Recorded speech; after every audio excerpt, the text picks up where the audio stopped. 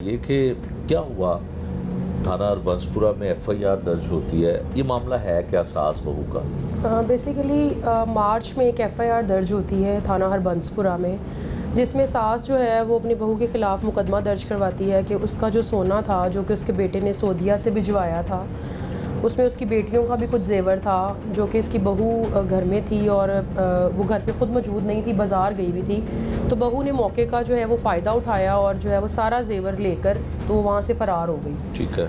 और इसमें ये है कि उन्होंने एफआईआर करवाई अपने मुतलका थाने हरबंसपुरा में। उसमें ये था कि जो विक्टिम है वो भी फ़ीमेल थी और जो मुलज़मा थी वो भी फ़ीमेल थी। उन लोगों ने कोशिश की, हरबंसपुरा पुलिस ने नो डाउट रेड्स करने की भी कोशिश की, उस फ़ीमेल को पकड़ने की भी कोशिश की, लेकिन वो फ़ीमेल जो है वो ज़ाहिर सी बात है, वो उसे पता था कि उसने चोरी की है तो वो अंडरग्राउंड हो गई। लेकिन आफ्टर दैट कुछ अर्से के बाद फिर ये हुआ कि उसकी जो सास है वो हज पर चली गई।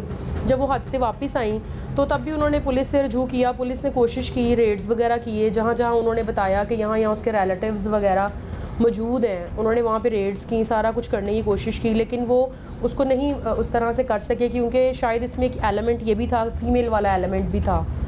तो फिर ये तफ्तीश चेंज हुई, ये इन्होंने जाके डीजी ऑफिस में एक एप्लीकेशन अपनी मूव की कि हमारी इन्वेस्टिगेशन जो है वो चेंज कर दी जाए, किसी फ़ीमेल ऑफिसर को जो है वो मार्क की जाए। इस तरह से फिर लास्ट मंथ जो है वो मेरे पास ये तफ्तीश फॉरवर्ड होकर चेंज होकर मेरे पास आ गई। इसमें फिर हम लोगों ने जो है फर्दर इसकी फिर जो भी सारी कार्रवाई थी वो की।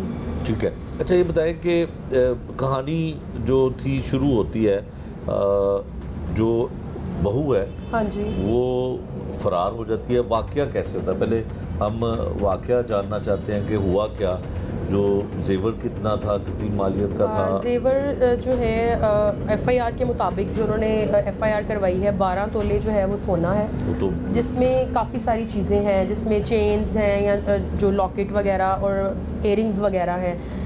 सास जो है उसको अचानक जाना पड़ता है घर से किसी ज़रूरी काम से, और उसने जेवर जो है वो काफ़ी अपनी तरफ से काफ़ी खुफिया जगह पर रखा हुआ था। ऐसा नहीं है कि बिल्कुल सामने किसी अलमारी में पड़ा हुआ था, उसने उसको अच्छे तरीके से लॉक में रखा हुआ था। लेकिन जब दौरान तफ्तीश हमने उस औरत से बात की, इसकी सास से, कि इसके पास चाबी या किस तरह से सारा हुआ, तो उसने बताया कि इसने हमें चाबी, हम जहाँ पे चाबी लॉक करके सेफ जहाँ पर चाबी रखते थे, ये हमें काफ़ी दिन से ऑब्ज़र्व कर रही थी कि ये लोग चाबी कहाँ रख रहे हैं, क्या कर रहे हैं। फिर इसने मौका देखकर वो चाबी उस जगह पर वहाँ से निकाली है, निकाल कर जो है वो सारा जेवर पहले चेक किया, चेक करके उसने जो है वो देखा है घर में कोई नहीं है। जेवर उसने उस टाइम पे तकरीबन जो है वो 3-4 घंटे घर में रही है, उनके आने के बाद भी रही है। फिर उनसे पूछा है कि भाई मेरी तबीयत ख़राब है, मुझे अपनी मदर की तरफ जाना है, और फिर बड़े तरीके से उनको बिल्कुल कोई शक नहीं हुआ कि घर से जेवर जा चुका है। ऐसा नहीं हुआ कि जेवर चोरी किया और भागी नहीं है। अच्छा, वो जेवर चोरी करके भागी नहीं है, बल्कि पूरी प्लानिंग के साथ वो चेक करती रही है कि किस जगह पे कौन किस टाइम पर अवेलेबल होगा। घर में बच्चे भी थे स्कूल गोइंग, इधर उधर जाने वाले, उसने चेक किया कि किस टाइम पर मैं ईजीली जा सकती हूँ। और इन्होंने भी सोना जो है वो फ़ौरन चेक नहीं किया।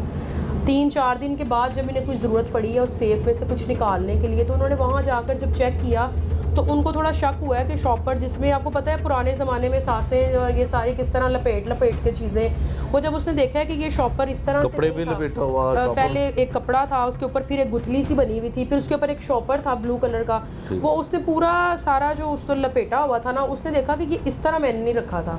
आपको पता है औरतें अपनी चीज़ को नहीं भूलती हैं। उसने कहा कि नहीं इस तरह नहीं था। फिर जब उसने उसको चेक करना शुरू किया, देखा तो वो उसमें कुछ भी नहीं था। वो कहती हैं कि उसके बाद हमें 4-5 दिन के बाद जब वो घर चली गई है फिर हमें अंदाजा राब्ते में रही वो। हाँ जी, वो राब्ते में रही, अपने शौहर के साथ उससे पूछती रही है कि क्या हो रहा है घर में, और वो उसकी अपडेट लेती रही है कि इनको पता चला है या नहीं पता चला अभी तक कि मैं चोरी करके जा चुकी हूँ।